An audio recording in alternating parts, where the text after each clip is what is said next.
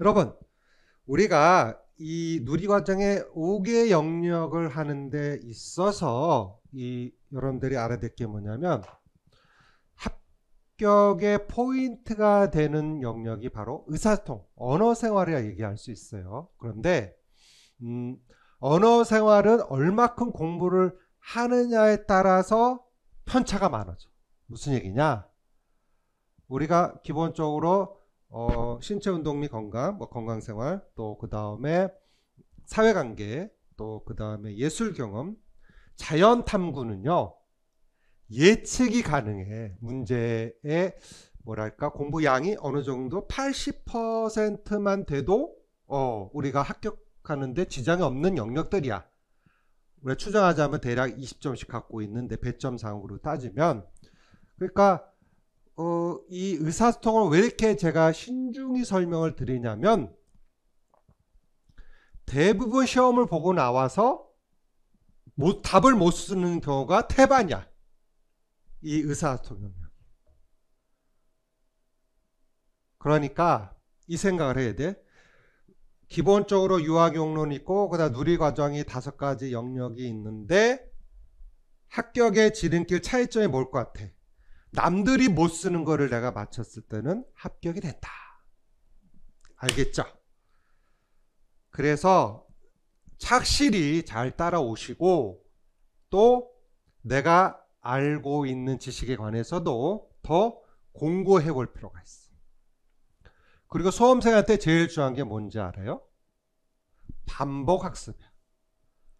아는 것도 또 써보고. 두 번째, 탐구심이 있어야 돼. 기출문제를 꼼꼼히 보시면 지금 봐봐. 모든 문제가 어디에 존재해? 기출문제에 존재하잖아. 그래서 오늘 듣기, 말하기, 읽기, 쓰기 중에서 2024년도 패턴에서 나왔던 것이 왜 나왔는가 그걸 좀 설명을 해주고 또 나올 수 있는 주변 언저리를 제가 가르쳐 드리고자 합니다. 정신 바짝 차려. 자, 출발해 보도록 하죠. 여러분들이 기본적으로 보시면 언어교육 이론에서 우리가 기본적으로 듣기, 말하기, 읽기, 쓰기가 있는데 이런 문제가 있었어요. 자,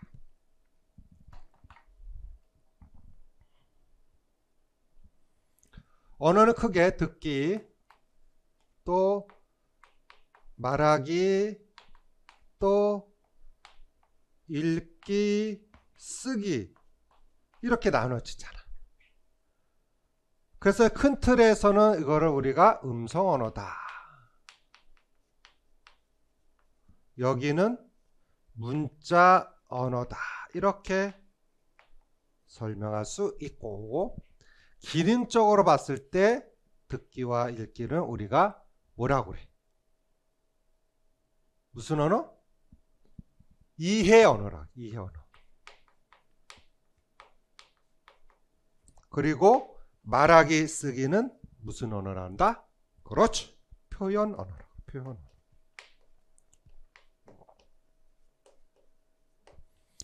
요 4가지 틀이 그래서 언어는 여러분들 듣기 말하기 읽기 쓰기가 분리돼서 하는 게 아니라 통합적이라는 거 다 알고 있죠?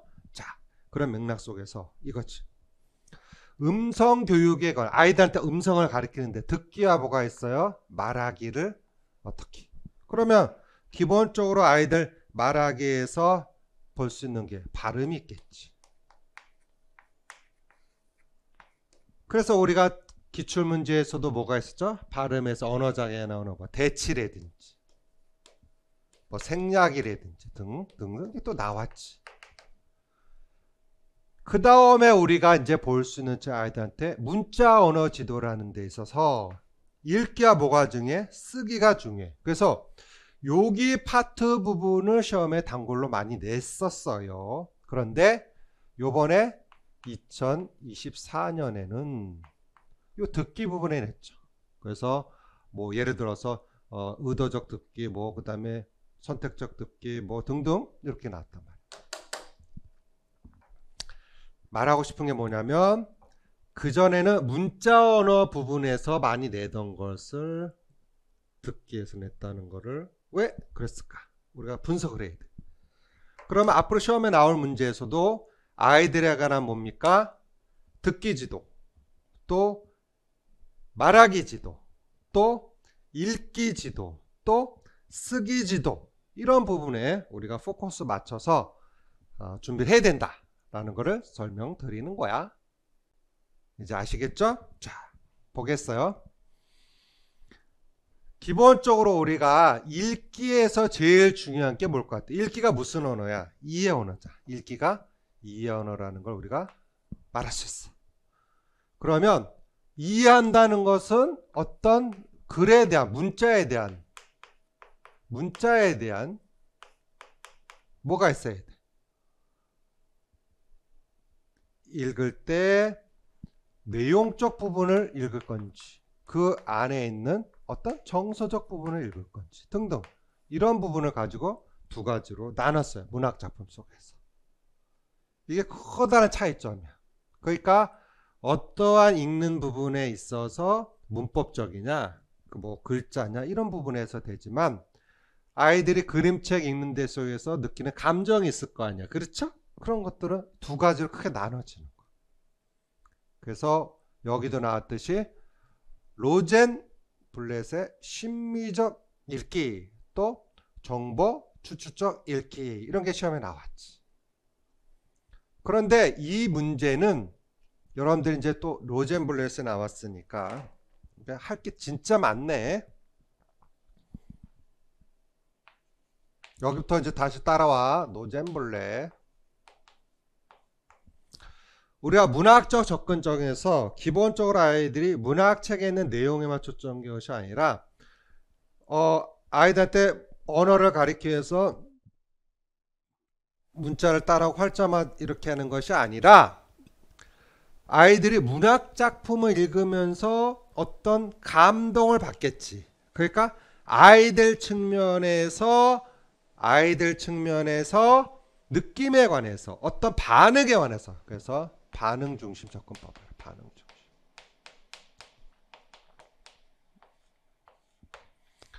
이것이 이제 기본적으로 출발점이 되는 거죠. 요걸 바탕으로 해서 이제 알아야 될 게 뭐냐면, 여기도 한번 써볼게요. 심미적 읽기, 이렇게 써있는데, 심미적 읽기. 다시 시험에 나오기 때문에 내가 이게 하는 것이야. 알았니? 자, 정보 추출적 읽기. 요게 이제 단답형 답 쓰는 거 있겠지. 예를 들어서. 자, 그러면 이제 이거를 설명하기 위해서 읽기 부분을 다시 검토 내가 해보는 거야. 알았죠? 자, 그러면 또 이제 뉴 패턴을 봐야겠지.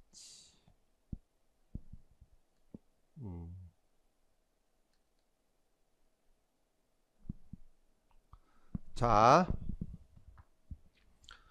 우리가 이제 문학교육의 접근법이라고 이야기할 수 있어.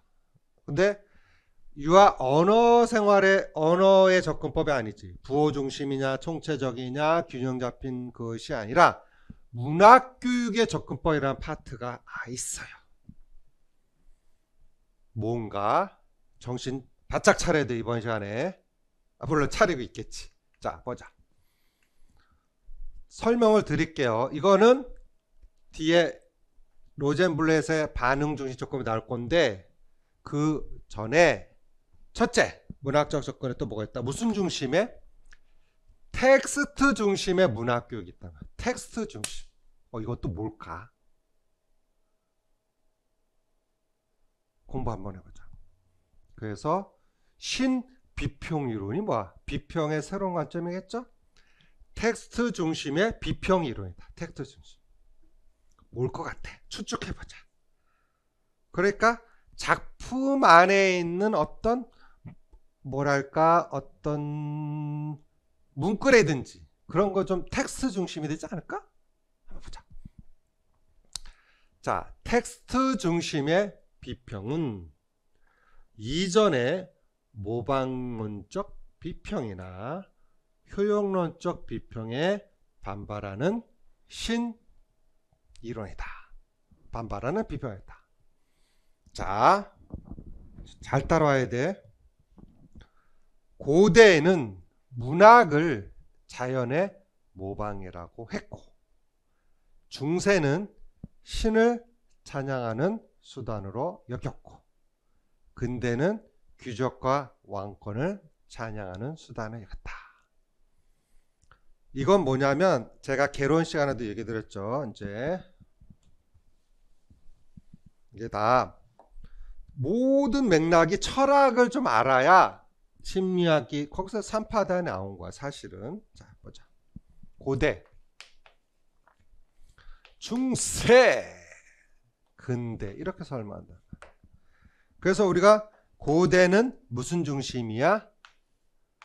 자연 중심이고, 중세는 신 중심이고, 근대는 인간 중심이다. 이렇게 내가 설명했지. 그러니까 우리가 역사적으로 기원전 또 기원으로 이렇게 나눠지는데, 고대는 무슨 중심으로? 자연 중심에. 그래서 우리가 쉽게 말하면 맘모스를 신으로 모시고, 뭐 그 다음에 이때 우리가 천둥 번개치고, 그 다음에 뭐 폭풍우 이런 걸 사람들이 고대 때는 감내를 못했기 때문에 그리스 신화, 로마 신화에도 뭐겠습니까? 여러분들 알다시피 신의 종류 이 많잖아 이름이. 그래서 예를 들어서 뭐 나 측면에서 바다의 신, 뭐 포세이돈, 뭐 그 다음에 뭐 천둥, 토르, 응? 어벤져스 나오죠? 토르 이런 것들 다 자연에 연관된 얘기야. 이렇듯이 그 고대를 설명하는 데에서 무엇도 문학도 당연히 무엇을 반영했어? 자연을 반영했겠지. 그래서 고대는 문학을 자연의 모방이다. 이 말 때 이해됐죠? 다음. 중세는 암흑의 시대라고 그랬죠. 여러분들 알다시피 고대 때 그리스 로마 시대가 되면서 얼마나 인간이 착취다했어. 그런데 그 구원을 중세 와서는 신이다. 그래서 면죄부를 사야 된다 이렇게 된 거죠. 그래서 여러분들 알다시피 기본적으로 중세 때 나오는 신중심이라. 그래서 성경도 있고 뭐 그다음 많은 이런 것들이 다 신을 찬송된 거죠. 그다음 이제 근대는 인간 중심, 르네상스가 온 거죠. 그런데 결국은 그 근대에서 제시되는 문학 작품들이 다 뭐 귀족 중심이지. 그러니까 자기들만의 언어를 쓸 수 있다. 이렇게 생각합니다. 이게 기존에 있는 측면에서 얘기를 하는 거죠. 자, 이제 텍스트가 무슨 의미인지 알겠죠? 자연 중심, 신 중심, 인간 중심, 텍스트로 이렇게 되는 중심의 것에 대해서 제시되는 신비평이론이라는 말이 있어요. 시험에 안 나왔기 때문에 말하는 거야. 신비평이론은 텍스트 중심의 비평이론, 텍스트 중심. 자, 보자. 텍스트 중심의 비평은 역사주의나 전기적 어떤 일생의 비평이 작가의 생각, 감정, 작품에서 다루고 있는 사회상, 그렇지, 사회에 끼친 영향을 통해 원인과 결과적으로 분석 관점과는 달리 작품 자체가 지니고 있는 무슨 요소들? 형식적 요건에 초점맞죠. 형식적 내용보다. 즉 언어적 형식이나 언어적 구조 등을 통해 작품을 객관적으로 분석하는 비평 방법이다. 그걸 무슨 중심 이론이라고 그래? 텍스트 중심의 비평.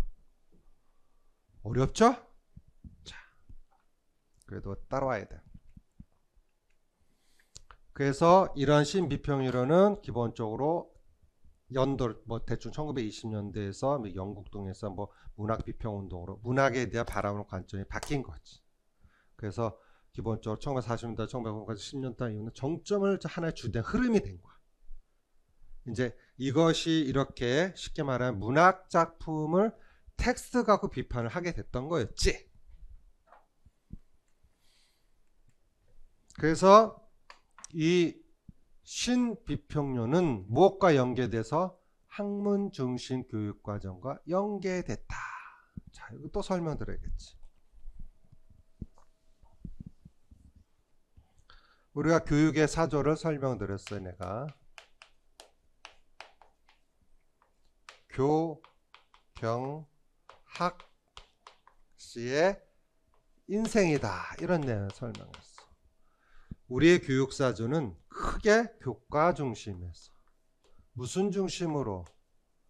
경험 중심에 또 학문 중심, 인간 중심, 생태 중심으로 흘러나오고 있는 거예요. 그래서 여러분들이 알아야 될 게 뭐냐면 교과 중심은 우리가 쉽게 말하면 뭐 국어과, 수학과 이런 하나 교과에만 형식에 많이 초점 맞춘 형식. 그래서 실생활에 도움이 된다, 안 된다? 안 된다. 이렇게 배웠지. 거기에 반해서 나온 게 뒤에 모순주의 나오는 거야. 내용 부분에 뒤에 learning by doing이 나오죠. 그래서 경험을 통한 학습을 강조했죠. 실천적 측면. 그래서 도구주의, 그 다음에 프래그마티즘.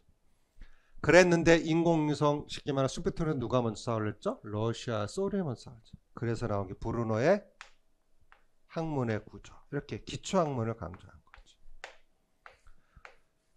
이런 학문과 연결된 게 지금 나왔듯이 뭐라고? 신비평 이론이다.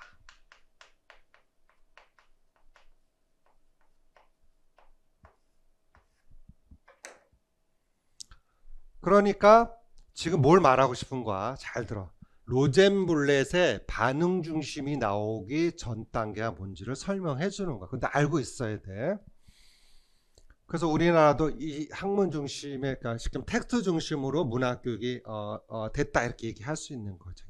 예를 들자면, 그래서 권혁조 선생님이 이전에 문학을 교실에서 가르쳐도 생각했던 것에 비하면 작품의 해석과 작품 읽기 방법을 이용한 신비평 이론은 문학을 이제 어디에? 교실에서 가르치다 이렇게 됐다 이거지. 그러니까 그 전에는 문학 작품 가지고 교육 현장에서 지도할 수 없었다 이렇게 됐던 거야. 이제 알겠지. 그래서 그러나 신비평에 따르려면 교사가 당연히 뭐에 대한 이해가 있어야 돼. 그렇지. 문학 작품에 대한 이해와 그 다음에 감상 등 여러 가지 맥락에 있어야 지도할 수 있겠지. 그래서 학생들한테 지도할 수 있는. 그래서 여러분들 알다시피 아이들 우리가 이제 보시면 여러분 봤을 거냐. 뭐 시도 있고 그렇죠? 그 다음에 문학 작품 우리가 이제 수능 볼 때 다 나오잖아. 이런 게 점여 들어온 거야. 이해가 됐나? 자, 그래서 이제 그러한 교사 중심의 문학 교육이 진행이 되다가 이제 누구 중심으로? 학습자 중심의 문학 교육을 하자 이렇게 된 거지. 그러니까 우리가 셰익스피어 그다음에 뭐 등등 뭐 유명한 톨스토이 등 그런 사람들의 문학 작품은 이렇게 되는 거죠. 문학 따로 교육 따로 이렇게 진행이 되던 것을 이제 교육에다 뭘 연결시킨가? 그렇지. 문학을 연결시키는데 다분히 누구 중심이야? 교사 중심으로 되지 않았는가? 된 거야. 이해됐지? 그래서 이제 나온 게 무슨 중심에? 학습자 중심의 문학 교육으로 전환이 된 거야. 이제 메커니즘 알겠죠? 그래서 이제 무슨 이론이다? 독자 반응 이론이라는 애다. 독자가 어떻게 읽고 감동하고 느끼고 그런 거지. 여러분도 이거 봐봐. 내가 그림 쉽게 말하면 전시회 가서 그림을 보는데 내가 뭐 그림 잘 몰라? 근데 뭐야? 보는데 어때? 재미있어. 난 좋았어. 근데 어떤 사람 또 다를 수도 있겠지. 영화도 마찬가지야. 이렇게 개봉을 했어. 이렇게 보는데 예를 들어서 뭐 혹성 탈출이 개봉을 했어. 그런데 재밌다고 하는 사람 되게 많아. 뭔지 알겠어? 근데 난 재미없었어. 왜? 보는 관점, 보는 느낌이 다 다르니까. 이거 스포하는 게 아니에요. 알겠죠? 그건 선택이지. 그런 것처럼 독자 반응 이론은 모두 독자를 중심으로 하는 비평이에요. 독자를. 그래서 또 이런 표현 수용미학은 1930년대 독일의 문예이론가 잉그란드의 현상학적 예술로부터 시작됐다. 현상학이란 뭐냐면 있는 그 자체를 이해하는 철학이었어. 이런 메커니즘이 나온 거죠. 그래서 이제 독자 반응이론은 문학 작품에 있어서 독자의 중요성을 강조했다. 이것도 내가 다 적중했던 거 아니야? 다 가르쳤던 거야. 그래서 이런 독일의 문화인과 자스가 1967년 콘스탄 대학에 취임하면서 논의가 진행된 거죠. 뒤집어 말하면 그 전에는 너무 텍스트 중심이었고, 쉽게 말하면 어떤 문학 작품에 갖고 있는 어떤 문장을 분석한다든지 뭐 이런 것밖에 안 된 거지, 쉽게 얘기하자. 근데 그게 아니라 문학은 누가 그것을 감상하는 사람의 그게 중요하다 안 중요하다? 중요하다는 걸 이야기하는 거죠. 자, 그래서 독자 반응 이론을 얘기합니다. 그래서 우리가 시험을 탁자 이름 나면 당황하는데 당황하지 마세요. 자, 맥락을 보면 학자가 중요한 게 아니라 그 주변의 흐름이 중요해, 답 쓸 때. 그래서 힌트 주면 무슨 새로운 이름의 학자가 나왔어. 고민하지 마. 공부를 했으면 다행이지. 공부 안 했으면 잘 앞뒤를 분석하면 쓸 수 있어. 보자. 로젠블렛은 독자 반응 이론을 어디에? 그렇죠? 문학 교육에 적용한 사람. 그래서 상호 교류 이론을 펼쳤다. 우리가 이제 부모교에서 T에 나오죠. 상호 교류 분석 들어봤죠. 그 뭐야? 서로 간에 감응이 된다. 이런 거죠. 자, 그러면 참 멋있는 말이야. 로젠블렛은 문학은 아는 것이 아니라 겪는 것이다. 이게 무슨 말일까? 여러분들 이런 유명한 문구는 좀 외워도, 자, 문학은 아는 것이 아니라 겪는 것이다.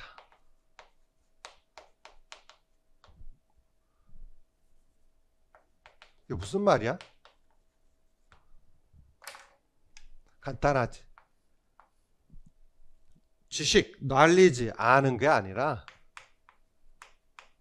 느낀다는 거야. 느낀다. 느낌. 여기에 당연히 이모션도 들어가겠지. 내가 이제 여기서 하고 싶은 얘기가 있어. 그러니까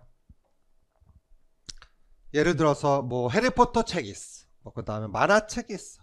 그거를 알아가는 게 아니라 나는 이 구절이 마음에 들었어. 나 이 시가 이게 너무 좋아. 느낌이죠. 이게 문학이지. 우리가 인간은 감성의 동물이잖아. 그러니까 이 갖고 있는 이모션이 굉장히 중요해. 그전에는 여기에 초점 맞췄었던 거지. 이걸 일로 전환하자. 이렇게 얘기하는 거야. 그러면 내가 이런 말 한번 써보겠어. 무엇은?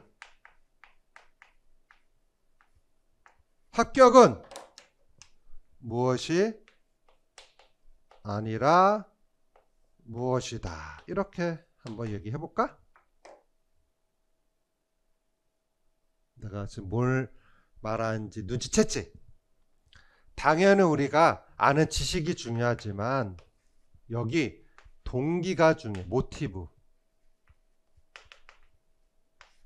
내가 이걸 해내겠다는 그 능력, 그 마음의 그 끌어오름이 있어야 되지 않을까? 이 문구 때문에 이렇게 바꿔봤어. 이제 조금 눈치챘죠? 그래서 기본적으로 교사 중심의 문학 교육이 되다가 이제 뭐로 바뀌었다고? 로젠블렛의 학습 중심의 문학 교육이 된 거야. 깨달았어요? 자, 보자.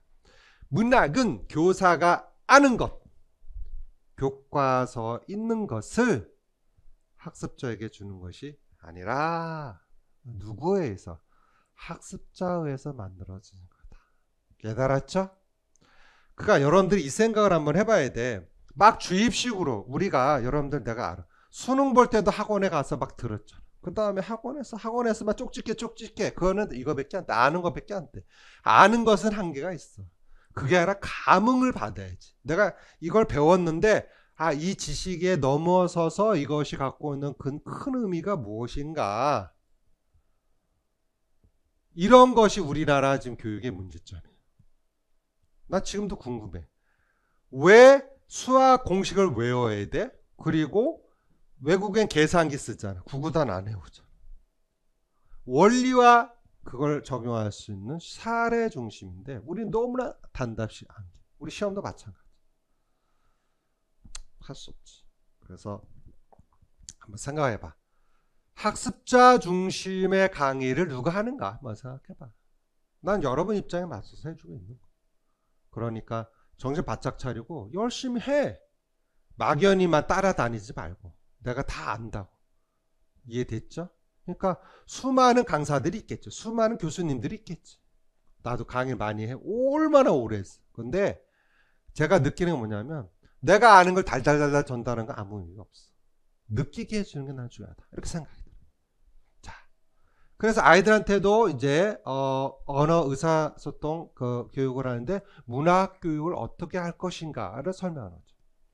그래서 아이들한테 문학 경험을 재생산하는 데 목적이 있다. 아니라 문학 경험이 능동적으로 생산하도록 목적이다. 그러니까 수동적으로 문학책을 읽는 것이 아니라 뭐합니까? 능동스럽게 하는 거죠. 그래서 그림책도 큰 그림책이 있고 여러분 아시죠? 그렇죠? 그 다음에 또 파스텔 톤으로 된 책도 있고 굉장히 많이 있죠. 그래서 다양한 책들이 나오게 된 맥락이다. 이렇게 볼 수 있는 거죠. 그게 참 중요한 말인데 교사 중심이냐 학습자 중심이냐 뭐 예를 들어서 뭐 기본적으로 모든 게 다 이렇게 주종이잖아. 이쪽에 뭐 쉽게 말하면 갖고 있는 뭐 권력을 가진 사람, 권력 가지 않은 사람, 이거 너무나 안타까워. 근데 현재 진행되고 있는 모든 경우도 마찬가지. 유보 통합도 마찬가지야. 그 진행됐다 누구 중심이야? 여기 중심이잖아. 진정한 아이 중심이 아니라. 여러분 그렇게 생각하지 않아요? 난 그렇게 생각해. 그래서 똑바로 다시 국가가 제대로 됐으면 좋겠어. 자, 거기까지 하고, 자, 이제 이 이론의 핵심을 알아야 돼. 독자 반응이라는 거에서는 교류라는 단어가 있어. 문학을 통해서 어떤 느낌이나 감성을 받아요. 자, 트랜스액션과 인터액션. 이게 무슨 말일까?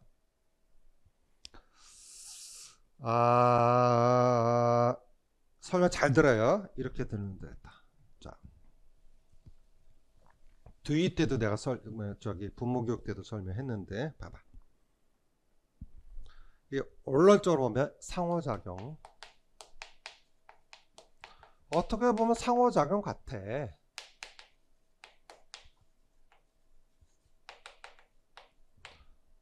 인터액션은 뭐냐면 잘 봐. 액션. 예를 들어서 여기 철수가 있고 예를 들어서 영희가 있어. 그러면 자, 철수가 영희를 밀쳤어. 액션 이렇게 되는 거. 이해되지? 그런데 영희가 화가 나갖고 철수를 꽉 물었어. 이것도 액션. 이걸 뭐라고 그래? 인터액션이라고. 오케이? 언론적으로 어원적 설명 듣게. 자, 그 다음 뭐가 있다? 교류란 단어. 상호 트랜스액션.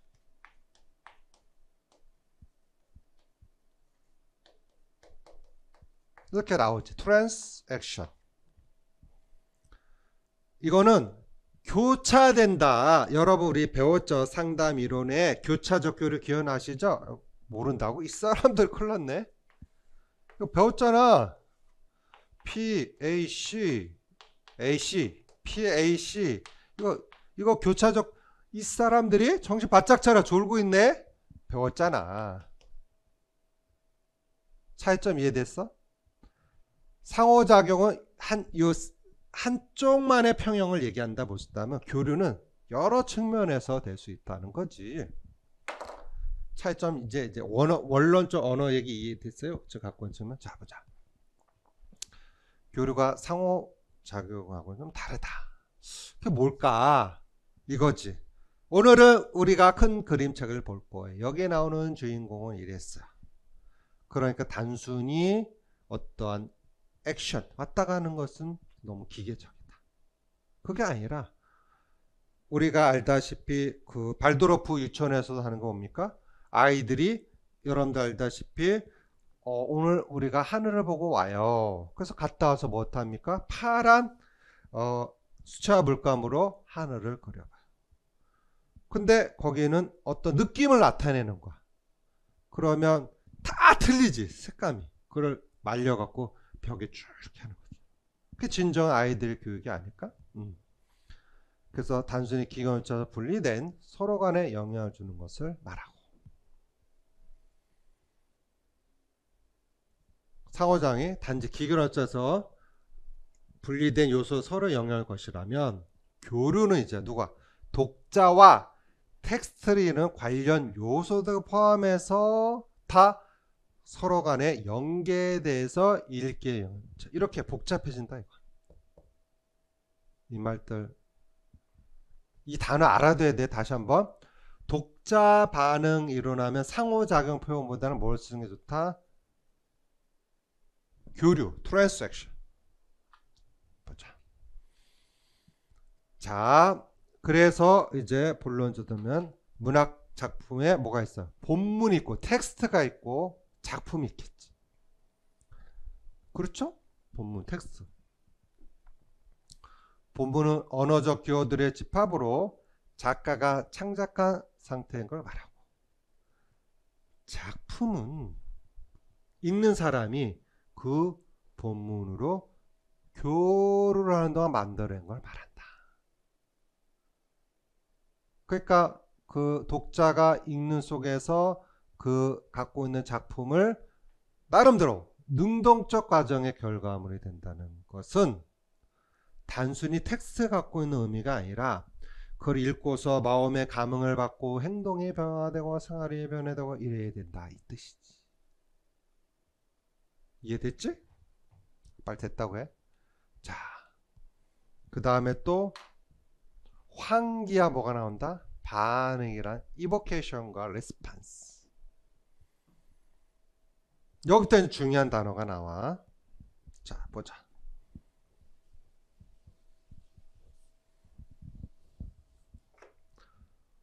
환기는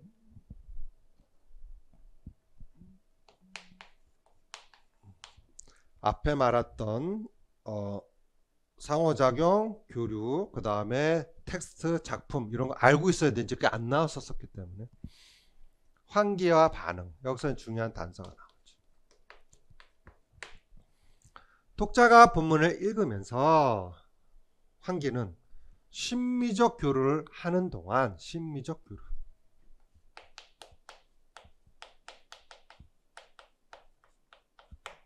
뭐야? 어떤 감흥을 느끼냐, 그런 뜻이죠. 심미적 교류를 하는 동안 자신의 언어적, 문화, 맥락적 삶의 과거 경험을 생긴 아이디어, 또 감각, 느낌을 선택해서 그것을 새 경험의 작품으로 종합하는 과정, 이복해, 환기. 그러니까 단순히 어떤 텍스트만 읽어서 그냥 쉽게 말하면 주어 동사 읽어갖고 그런 느낌이 아니라 그걸 통해서 내가 살아온 걸 반증하면서 그것이 내 삶과 비교해서 새롭게 창조가 되는 거지. 예를 들자면 내가 좋아하는 그 기본적으로 가수가 있어. 근데 그 가수의 노래를 들을 때 듣는 사람마다 느낌이 다 다를 수 있겠지. 이해됐죠? 그러니까 노래 가사는 같지만 감흥을 받는 게 틀리잖아. 이해됐어? 그러니까 누구 중심이야? 유아 중심, 반응 중심이지. 그걸 뭐라 그래? 환기라고 그래. 환기. 말이 좀 어렵죠. 현상학에서 나와서 그래 이게. 자, 그래서 이제 나오는 게 뭐냐면, 자, 이게 시험에 나왔지. 책을 읽는데 뭐가 필요하다? 무슨 읽기? 심미적 읽기. 또 나오니까 내가 이거 강조하는 거야. 정신 바짝 차려. 그 다음에 또 우리가 어떻게 아이들과 함께다 정보 추출적 읽기. 뭘까? 기출에 나왔지만 더 한번 공부해 줬으면 좋겠어. 자, 보자. 심미적 읽기란 무엇인다? 느끼다, 감동하는 거죠. perceive, 지각하다는 그리스 언어의 어세티라고 그래. 그러니까 어떤 걸 보고 아 이거 이쁘다, 이거 멋지다, 그걸 뭐라 그래? 심미적이라고. 심미적. 자, 다음 정보 추출적 읽기는 라틴어에서 나왔어. 가져가다, take away, 뭔가 끄집어낸다, 그걸 얘기한다는 뜻이야. 뭘까? 이렇게 생각하면 되죠. 자, 심미적 읽기는 어떤 느낌, 감흥, 감동 그런 거 된다면 여기서는 이렇게 뭘 끄집어낼 거야. 정보를. 주인공이 누구고, 그 다음에 어디로 갔고, 뭐 그 다음에 어떤 사건이 있었고, 이렇게 분석적이다 볼 수 있는 거죠. 그러니까 문학 작품을 가지고서 우리가 쉽게 말하면 아이들도 마찬가지. 이런 책을 읽는데 필요한 게 뭐냐면 눈에 보이는 정보적인 측면을 끄집어내는 주어 동사, 뭐 그 다음에 뭐 발단전개, 위기절정, 뭐 그런 것도 중요하지만 느낌도 중요하다. 그래서 이걸 시험에 낸 거지. 심미적 읽기와 정보 추출적 읽기를 출제한 거지. 그래서 사람들이 어떻게, 그리고 왜 인이나를 설명, 연속선상의 양끝이다라고 했어. 양끝. 얼마나 멋있어. 우리가 책을 읽어. 자,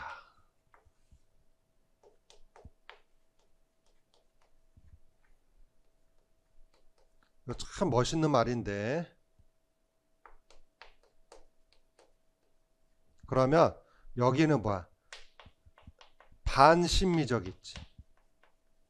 그러니까 여기는 예를 들어서 미를 감상하는데 여기는 안일비지.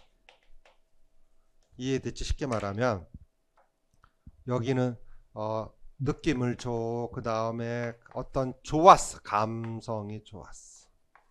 여기는 그게 아니라 어떤 지식과 내용을 좀 봐야 돼. 내가 예를 한번 들어볼게. 책 속에서도 정보를 얻잖아.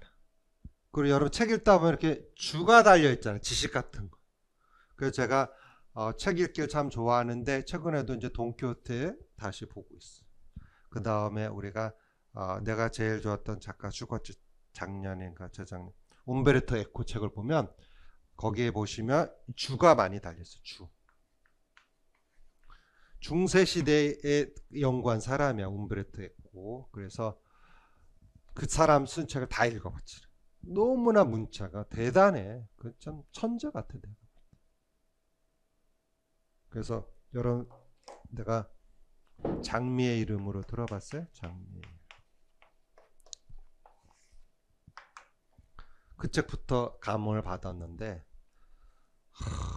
진짜 글을 잘 써. 그리고 얼마나 많이 해박한 지식이. 그 뭐야? 나는 거기 그 움베르토 에코 책에서 뭘 자꾸 끄집어내려 했다는 거야. 정보를 끄집어내려 했겠지. 지식 책 속에서. 그래 안 그래? 그렇지. 그런데 책을 보는데 이것만 있으면 의미가, 아니 어떤 읽는 재미가 없겠지. 뭐가 있어야 돼?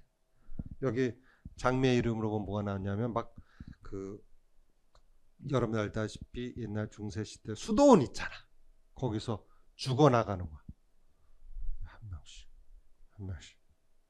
왜 그런가를 이제 해나가는. 딩딩딩딩. 재밌어 안 재밌어? 신기롭고 재밌어. 이거 봐야겠다. 이렇게 책을 놓을 수가 없어. 눈은 빠져. 책 글자자. 그 문학은 이 양 끝에 있다. 그 뜻이지. 공감해 안 해? 책 안 보는구나 니들.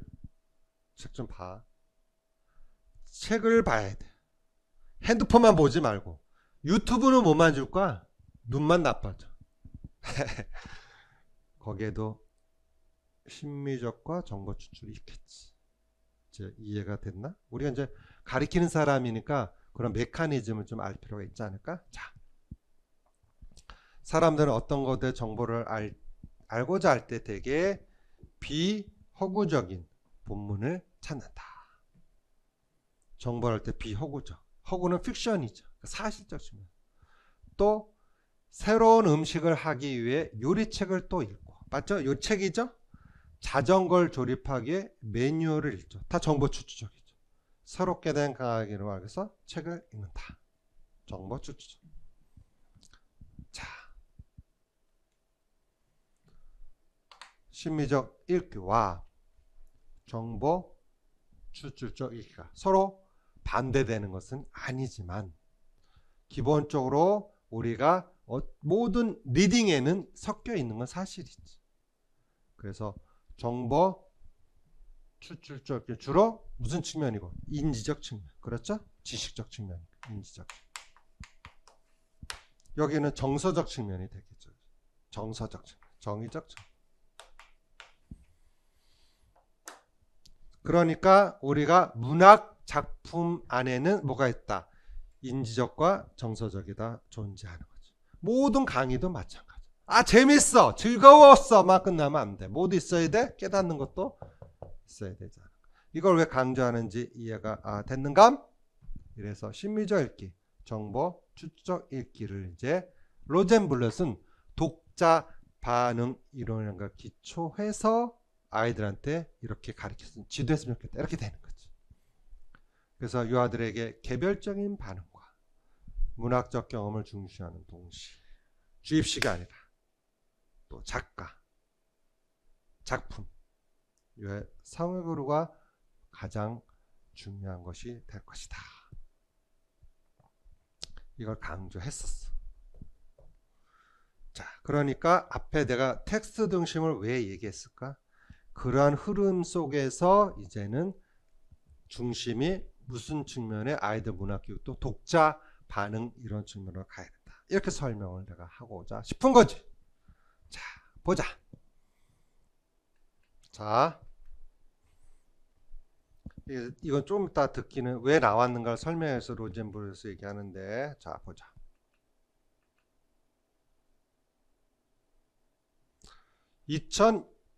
(2016년도에) 이런 문제가 있었어요. 자,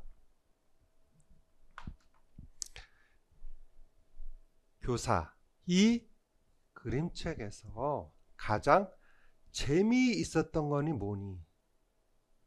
무슨 측면이야? 느낌이지. 심미적 측면이죠. 자, 다음. 교사 디귿, 이 그림책 이야기 속에서 어떤 동물이 있었지? 정보 추출적이다. 깨달았어요? 이걸 가지고서 이제 여기도 보면 듣기에도 적용을 한 거예요. 어떻게 듣는가? 자, 보도록 하자. 2016년도에 이런 문제가 있었어. 매니와 와이즈만의 질문 유형 분류에서 근거하여 니은과 디귿의 질문 유형과 목적을 가까웠어. 이게 뭐야? 매니와 와이즈면 또 어디서 나온 거야? 이때 많이 틀렸어. 그런데 로젠블렛에 뭘 알고 있었다면 심미적 읽기와 경험 추측적 읽기를 알고 있었다면 응용력이 생겼겠지. 아까 니은에서는 이 그림책 가장 재밌는 뭐니? 뭐로 바뀌면 돼? 무슨 질문? 심미적 질문. 또 이 그림책 속에는 어떤 정보 추측적 질문. 몰랐지?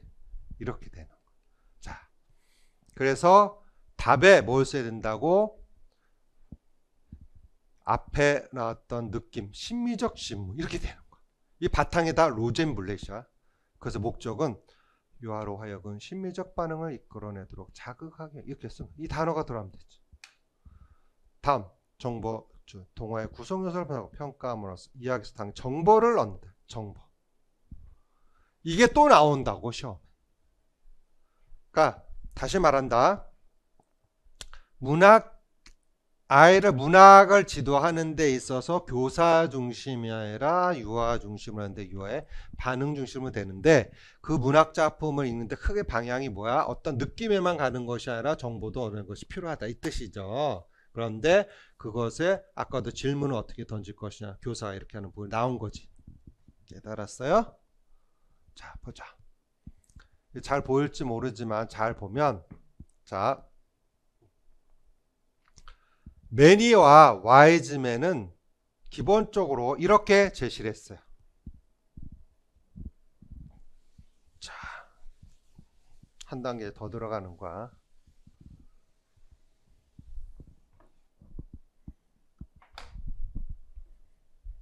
이게 자료가 좀 크면 좋은데 안타깝다. 매니와 와이즈맨은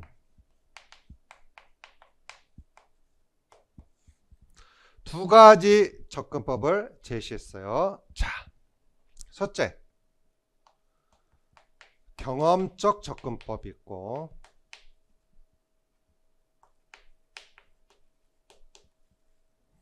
또 어떤 접근법? 분석적 접근에 있어서 분석적 접근.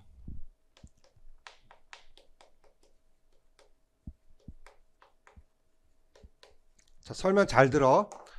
2016년 문제에서는 질문 유형을 물어봤지. 그게 바탕에 된 건 로젠브루트의 심리적 읽기와 정보 추적 읽기가 바탕이 되는 거야. 그런데 그걸 또 응용해서 접근법으로 넣는다면 경험적 접근은 심리적인 거야. 눈치챘어? 이거는 정보 추출적이야. 깨달았지? 그럼 내가 출제자 내 말 이해됐지? 어떻게 되겠어? 매니 와이즈맨 입장에서의 접근법을 쓰시오 이렇게 낼 수 있다 이거지. 그러면 이거 외워둬. 이거를 이제 매니 와이즈맨은 접근법을 경험적 접근과 뭐로 놨다? 분석적 접근을 표현을 쓴 거야. 자, 그래서 기본적으로 경험적 접근은 동화를 읽어준 후에 동화에 대한 느낌과 생각을 이야기하고 등장인물과 동일시를 통하여 유아들과 동화 속의 일을 경험하는 심미적 감상에 의한 의한 문학적 체험을 하는 방법이다. 깨달았죠. 반면 무슨 접근은 분석적 접근법은 동화를 읽어주는 동화의 내용, 배경, 등장인물, 주제, 줄거리, 결말 등에 대한 분석을 통해서 동화의 구성 요소를 분석하고 동화의 구성 요소.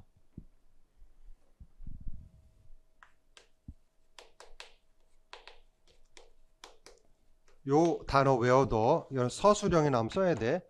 정보 추출적 읽기도 마찬가지고 분석적 접근. 동화의 무슨 요소? 분석 요소. 등장인물, 주제, 배경, 플롯, 그 다음에 문체 등. 이거 이제 시험에 나온다고. 2016년도에는 질문의 유형으로 심미적 읽기와 잘 봐봐. 얘 내가 다시 설명해. 이게 뭐냐? 무슨 질문이냐? 심미적 질문이냐? 정보적 끝난 거야. 근데 요걸 써먹는다고. 요거 심리적 반응을 이끌어내는 접근법이 뭐라고 그래? 경험적 접근. 동화의 구성 요소를 분석 평가하는 이걸 뭐라고? 이거 다 외워 빨리. 이야기했던 정보를 줘. 이거 뭐야? 분석적 접근이다. 왜 이 시간에 이 얘기를 하는지 깨달았어? 봐봐. 2016년도에서는 이걸 끝냈어. 그럼 출제 또 내진 않지. 멍청하지 않으면. 아니면 거꾸로 이렇게 낼 수 있다. 사례 중에서 그냥 니은 디귿이 없고 심미적 질문을 찾아 쓰시오. 이렇게 해서 낼 수 있겠지. 그러면 이게 니은 디귿이 없어. 그럼 뭘 써야 돼? 그럼 가장 재미있던 건 무엇이니? 이걸 쓰고 그 뭘 쓰시오? 이유를 쓰시오. 이거 봐봐. 여러분 잘 따라오는 거야. 재밌지? 재미없음 말고 이제 할 수 없는 거야. 근데 시험 문제야 이게. 자, 그때 문제 낼게. 봐봐. 니은 디귿이 없어. 이제 쭉 이렇게 돼 있어. 이렇게 이것처럼 쭉 돼 있어. 자.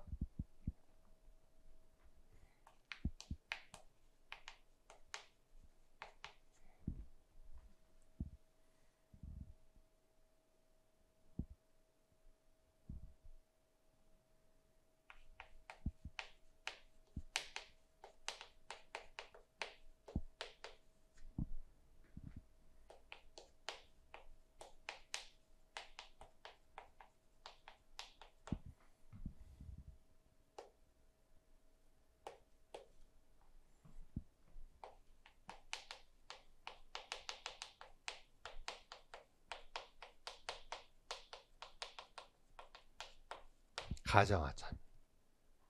또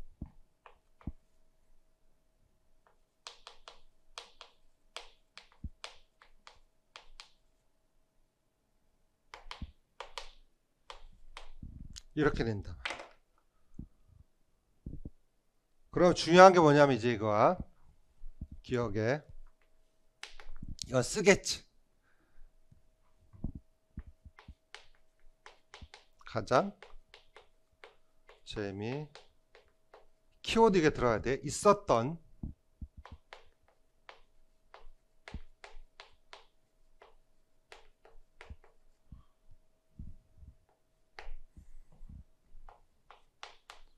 이며 이렇게 답 쓰는 거야. 그 다음에 서술형 이렇게 쓰는 거다. 그 이유는 이렇게 답을 써야 돼. 쓸 때. 그래서 요게 1점, 요게 1점 이렇게 되는 거죠. 자, 그러면 아까 심리적 질문에 목적이 있었지. 그걸 이유로 쓰는 거야.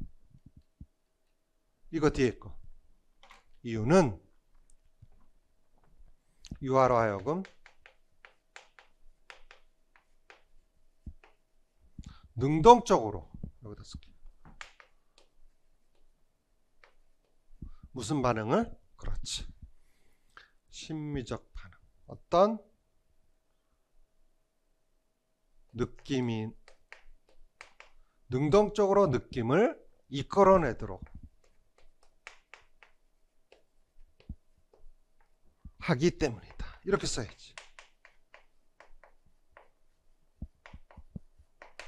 왜? 내가 좀 전에 설명했잖아. 자, 이거 한 문제짜리야. 잘 어디 갔어? 경험적 접근에선 동화를 읽어주는 동화에 대한 느낌과 생각을 이야기하고 등장인물과 동일시를 했어. 그러니까 심미적이란 단어를 쓸 때 어떤 단어를 변형했으면 좋아? 느낌. 이거 꼭 외워둬. 무슨 단어 써야 돼? 느낌. 느낌 이걸 쓰라고. 느낌. 이런 합격이 된다. 정 안 되면 유아라고 능동. 왜냐면 심미적 질문을 찾아서 한다. 그냥 능동 심미적을 이끌어 이렇게 쓰면 좀 이상하잖아. 그런 어떤 융통성이 있어야지.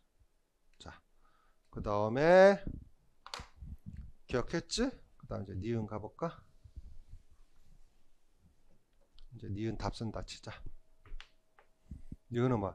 이 그림체 속에서 자, 어떤 동물이 있었지?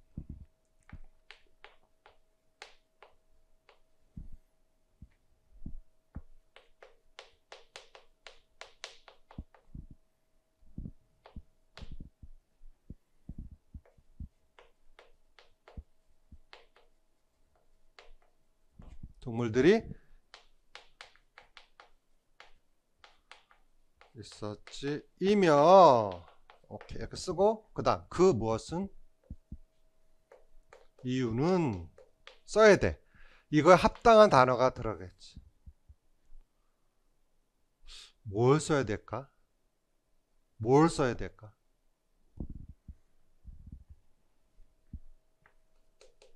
유아에게 동화의 구성 요소를 분석해 주기 때문이다. 좀 전에 설명했죠. 무슨 요소 알아야 된다고 해서 구성 요소 알아야 된다고 설명을 했지.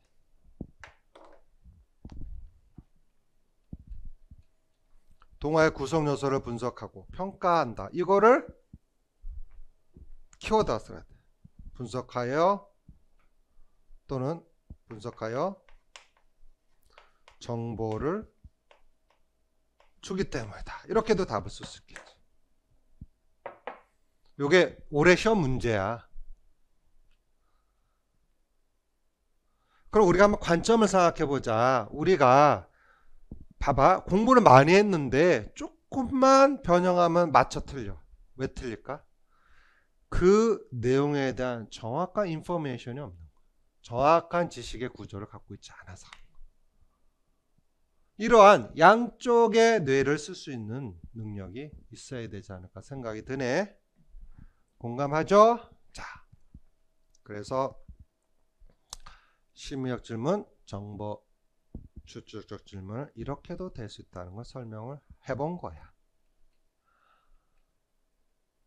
자, 그래서 독자 반응 이론 내가 설명드렸죠? 이제 넘어갑니다. 독자 반응 이론 다 했기 때문에 자, 다 설명했어.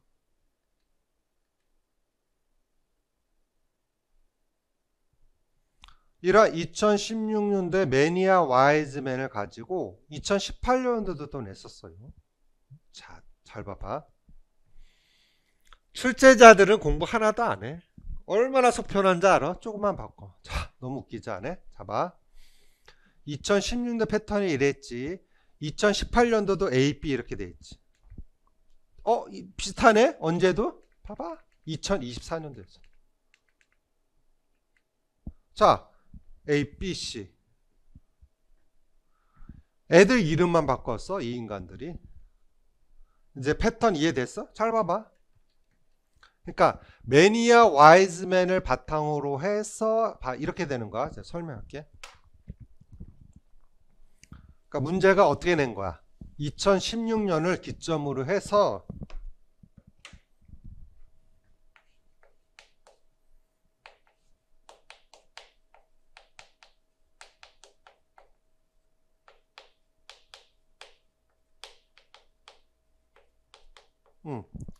이걸 가지고서 출제자가 보니까 로젠블렛을 내야겠다. 2018년도에.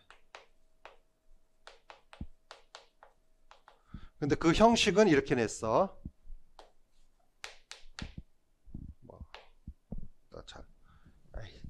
무슨 말인지 알지 지금? 자, 이렇게 냈어.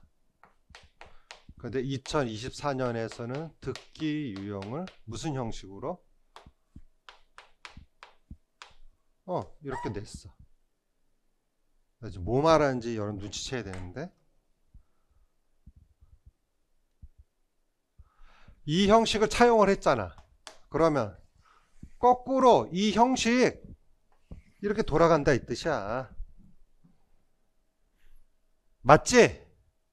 빨리 맞다고. 깨달았어? 재밌지? 나 맛을 부린 거 하나 잘 봐. 2018년 패턴의 요 폼이 아까 2001 똑같은 거 봤지?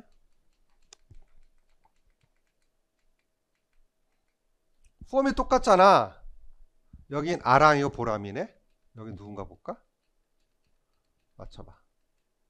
영희야 철수였네. 에? 이게 뭐야? 자, 2018년도 뭐 낸가 볼까 일단. 로젠블렛이 제시한 읽기에 대한 두 가지 입장 중 마의 A와 B에 해당하는 순서대로 각각 쓰시오. 보자. 로젠블럼은 독자 반응 이론까지 알아. 거기서 심리적 읽기야 정보 추적기 알고 있어. 근데 그것의 근원은 매니와 와이즈맨의 무슨 접근? 경험적 접근과 분석적 접근이 출발이 됐다. 이 뜻이야. 그러면 앞으로도 또 시험들 내 안 내? 내지. 그런데 로젠블렛의 또 심리적 읽기, 정보 추적 읽기에게 민망하잖아. 그럼 거꾸로 하는 데서 또 누굴 부를 수 있어? 매니와 와이즈맨 불러서 접근법으로 들어갈 수 있다. 그 얘기지. 경험적 접근과 분석적 접근. 같은 다 맥락이야. 그러면 내가 설명할게. 자, 시험 문제 잘 보세요. 어떤 학자가 붙어든 읽기든 또 쓰기도 마찬가지야. 잘 듣기 말하기 똑같아. 심미적이냐 정보 추출자에 사여서 답 쓰는 거야.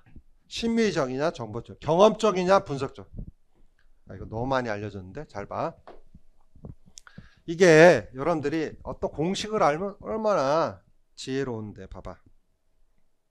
시험 문제 학자가 나오는데 뭐 듣기 읽기 쓰기 쭉 나오는데 두 가지 측면 꼭 나올 거야.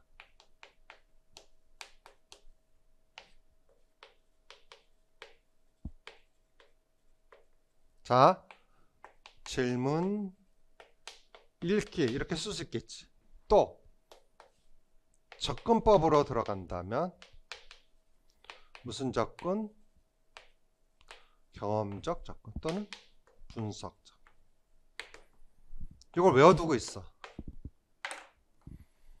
자, 어떤 학자가 나올 거야? 의사소통에. 내 말 깨달았어? 그러면 그 2024년도에도 보자. 이거 학원에 설명할게. 자, A 보자. 0이 기차에 발을 올린 코끼리가 나온 장면을 보면 코끼리가 불쌍해 보여. 벌써 느낌이 오죠? 심미적이지. 철수. 기차에 내려 너무해. 그러다 나쁜 사람들 코끼리를 잡아서 상할 자르면 어떡해? 그게 나라면 태워줄까? 자, 여기서 가장 큰 핵심이 뭐야? 불쌍해 보여. 이거지. 불쌍.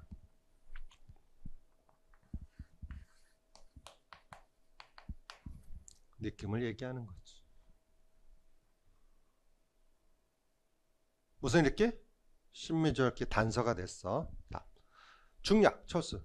증기기관차를 가리키며 이 기차는 이름이 뭐지? 이름이 뭐지? 정보지, 정보. 정보지. 글쎄, 교통기관책을 가리키며 저 책에서 봤는데 저기 기차가 많이 나와. 무엇도 있고 이름도 있고. 그래? 그럼 그 책에서 이름을 찾아봐야겠다. 철수가 교통기관책을 들고 와서 교통기관책. 자, 이거는 무슨 책이야? 지식정보책이지. 지식정보책. 종류로 따지면 지식정보책이지. 책을 들고 와서 책장을 넣으면 어디 있지? 여기 있다. 우리가 문학에 정립했죠. 지식정보책. 기억나시죠?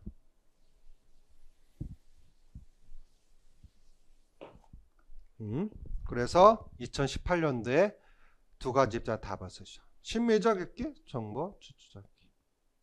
이해 됐어? 됐어? 자, 근데 내가 뭘 말하냐면 2024년도 보자.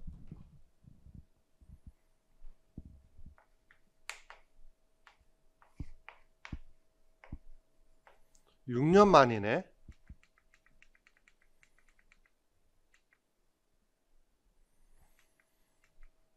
여기에 있는 뉴 패턴에 보면 듣기가 나왔는데도, 자,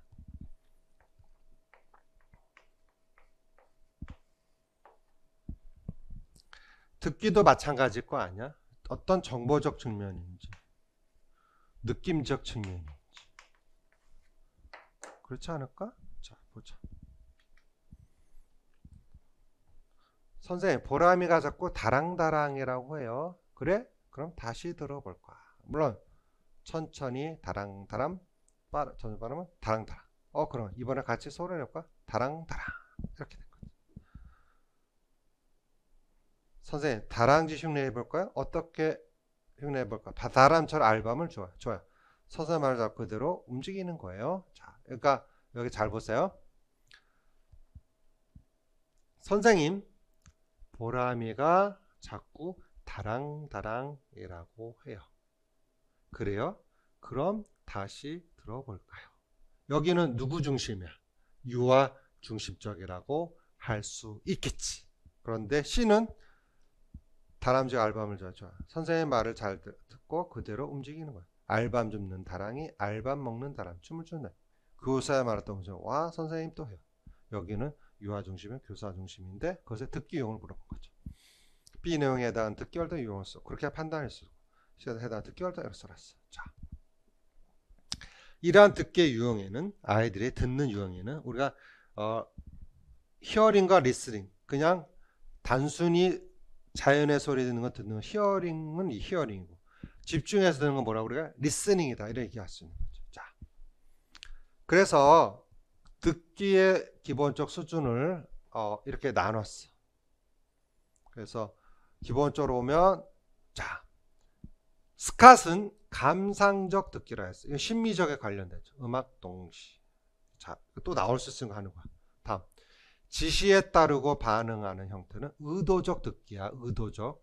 다음, 어떤 거 구분해. 식별적 듣기. 말소리 구분, 음의 고조, 소리야. 식별적 듣기. 또 창조적 듣기. 듣는 이의 상상력과 감정을 자극하는 거. 다음 비판적 듣기. 듣기를 통해 이해 평가가 경향성. 다음 우드는 듣기 지도 유형을 켰어. 자, 반동적 듣기. 그대로 따라 말하는 거 반동적. 다음 집중적 듣기. 억양, 강세, 문법적 구조 등을 찾아내려 하는 거. 다음 무슨 듣기? 반응적 듣기.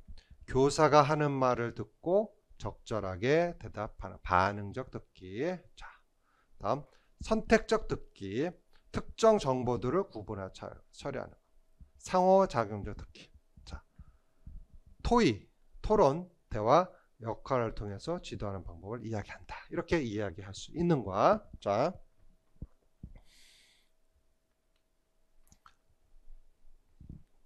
여기에 다람, 다랑 모음이 틀리죠. 끝에 자음요 끝에 초성이 틀리죠.